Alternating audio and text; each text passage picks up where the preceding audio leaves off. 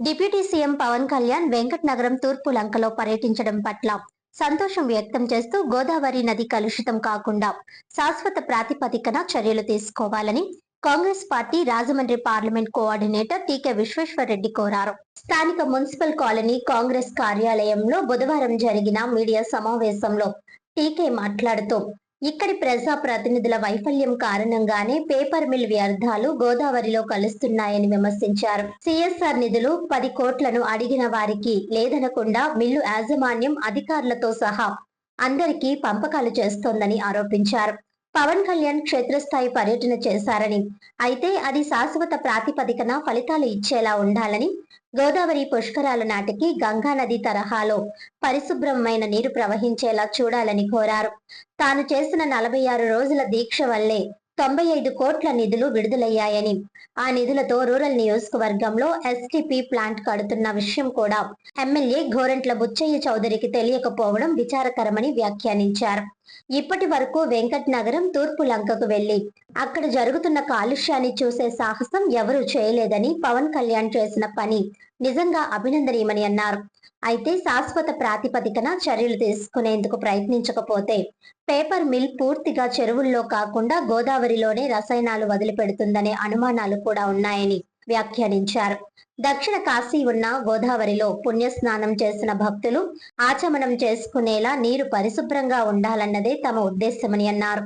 ఈ ప్రజా ప్రతినిధుల వల్ల సాధ్యం కాని పనిని ప్రజలకు తనకు అవకాశం ఇస్తే ఖచ్చితంగా చేసి తీరతామని అన్నారు. అర్బన్ జిల్లా అధ్యక్షుడు బాలేపల్లి మురళీధర్ మాట్లాడుతూ గోదావరి కాలుష్యంపై పవన్ కళ్యాణ్ ఇప్పుడే నిద్రలేచినట్టుగా ఉందని, గోదావరి పరిరక్షణ సమితి తరపున టీకే విశ్వేశ్వరరెడ్డి 46 రోజులు దీక్ష చేసిన విషయాన్ని గుర్తు చేశారు. కాలుష్యంపై ఇలా హడావుడి చేయడం, ఆ తర్వాత మళ్లీ యాజమాన్యం వద్ద సరెండర్ కావడం కోకొల్లలుగా ఉన్నాయని ఆరోపించారు. ప్రజలకు మేలు చేసే వ్యవహారం ఏ పార్టీ చేసినా అందరూ కలిసి రావాలని కోరారు. కొందరు నాయకులు తామే గోదావరి కలుషితం కాకుండా కాపాడటానికి ఆందోళనలు చేపట్టినట్టుగా మాట్లాడుతున్నారని ఆగ్రహం వ్యక్తం చేశారు. కాంగ్రెస్ సీనియర్ నాయకులు Devata Sudhakar, doctor Veerabhadrarao, doctor Rajasekhar, Tadi Suribabu, Barre Subrahmanyam, Cynthia Rani, Ramalakshmi, G Raju, Godavari పరిరక్షణ సమితి సభ్యులు Nelli Apparao, SVV Reddy, KS Patnaik, B Apparao, Chundru Veerabhadrarao, Srinu తదితరులు పాల్గొన్నారు. అంటే ఆయన ఎమ్మెల్యేగా ఉండి ఆయన నియోజకవర్గంలో 95 కోట్లతోటి గోదావరి శుద్ధి, మురికినీటి శుద్ధి కర్మాగారం కడతానంటే ఆయన తెలియదు. నేను మరుసటి రోజు ప్రెస్ అందరినీ బస్ వేసుకుని ప్రెస్ అందరిని తీసుకెళ్ళి చూపించారు. అందరూ కూడా ప్రెస్ అందరూ కూడా ఇక్కడ చూసి ఇక్కడ కడుతున్నారు కరెక్టే, ఇది నిజమే చెప్పి 6 నెలల్లో తయారవుతుంది కూడా. ఆ ఎటువంటి ట్రీట్మెంట్ ప్లాంట్ ఆ రకంగా ఉంది.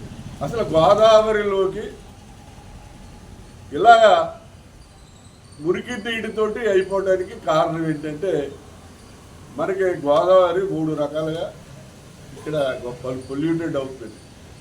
ఒకటి ఏంటంటే, మన గోదావరి నదిలోకి రోజుకి 65 MLD గోదావరి వాటర్ పంపు చేసి ఓవర్ హెడ్ ట్యాంకులు ఉంటాయి మన రాజమండ్రి చుట్టుపక్కల.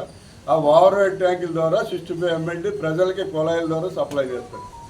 ఆ సప్లై చేసింది మన స్నానం చేసి హోటల్లో గిన్నెలు కడుక్కుని లేదా హాస్పిటల్లో వ్యర్థాలు కడిగి అన్నీ కలిసి మళ్ళీ 55 MLD వెనక్కి వచ్చేస్తుంది. వాటర్ అంతా కూడా ఆవిరైపోవడం ఏమి ఉండదు కదా, వెనక్కి వచ్చేస్తుంది. వెనక్కి వచ్చిన 55 MLD కూడా ఎఫ్లూయెంట్ ప్లాంట్ రెడీ అవ్వలేదు కాబట్టి గోదావరిలోనే కలిపేస్తారు. అది కరెక్ట్గా మున్సిపల్ అధికారులు కూడా ఆ విషయాన్ని ఒప్పు ఉంటారు. గోదావరిలోనే కలుస్తుందండి 55 MLD కూడా ఇంకా ట్రీట్మెంట్ ప్లాంట్ రెడీ అవ్వలేదు. అది కాకుండా మన రాజమండ్రి చుట్టుపక్కల 7 లక్షల జనాభా ఉన్నారు. ఆ 7 లక్షల జనాభాలో ప్రతి ఇంటికి లిటర్ ట్యాంక్ ఉంటుంది. లిటర్ ట్యాంక్ లేని ఇల్లు ఉండదు. మనకి రోజుకి 100 సెప్టిక్ ట్యాంకులు వస్తాయి రాజమండ్రి చుట్టుపక్కల. ఆ 100 సెప్టిక్ ట్యాంకులు పట్టుకెళ్ళి మన కాతేరు దగ్గర ఇసుక డ్యాంపుల్లో గోదావరిలో కలిపేస్తారు. ఒకసారి కమిషనర్ అడిగారు, ఏంటంటే ఇది గోదావరిలో కలిపేస్తారు రోజు 100 సెప్టిక్ ట్యాంక్. ఏమంటే మా పరిధిలోకి రాదండి, అది కాతేరు పంచాయతీలో వస్తుందండి. ఏంటంటే ఎవడ మాట్లాడతాడో అడిగి తెలియదు. అది ఇంకా పేపర్ పొల్యూషన్ గురించి మాట్లాడవలసి వస్తే, ఈ పొల్యూషన్ ఇవాడది కాదు, గత 30-40 సంవత్సరాల నుంచి ఈ పొల్యూషన్ ప్రాబ్లం ఉంది. రాజమండ్రిలో అందరూ తెలుసు. రాజమండ్రిలో ఎమ్మెల్యే చేసినోడు తెలుసు, ఎంపీ చేసినోడు తెలుసు, మంత్రికి తెలుసు, అందరూ తెలుసు. కానీ బుచ్చి చౌదరి గారికి తెలియదు. అదే నియోజకవర్గానికి ఎమ్మెల్యే చేశాడు పాపం 7 సార్లు. కానీ ఆయనకు మాత్రం ఎక్కడంటే మరి వెంకటనారాయణ తూర్పులంకలో పొల్యూషన్ జరుగుతుందని ఆయనకి తెలీదు. వెంకటనారాయణ తూర్పులంకలో సారా కడతారనే విషయం ఆయనకి తెలీదు. అక్కడ కాసిన సారా ఉమ్మడి ఉభయ గోదావరి జిల్లాలో మొత్తం డిస్ట్రిబ్యూట్ చేస్తారనే విషయం కూడా బుచ్చి చౌదరి గారు తెలియదు.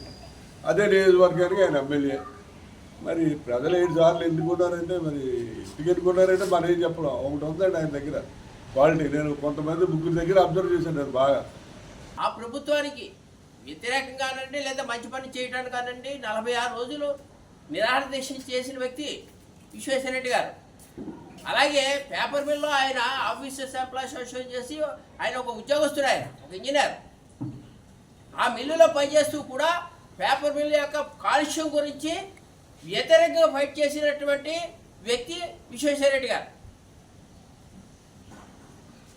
అంటే ఆయన మా పార్టీ వ్యక్తి అవ్వడం వల్ల వాళ్ళని చాలా గర్విస్తున్నారు. ఇవాళ ఆయన చేసే పోరాటం ఆలోచన లేకుండా ఓకే పవన్ కళ్యాణ్ గారు వచ్చారు, ఆయన ఏదో ఇవాళ గోదావరి ప్రక్షాళన చేస్తా అన్నారు. నిజంగా మనస్ఫూర్తిగా ప్రక్షాళన చేస్తే సంతోషమే.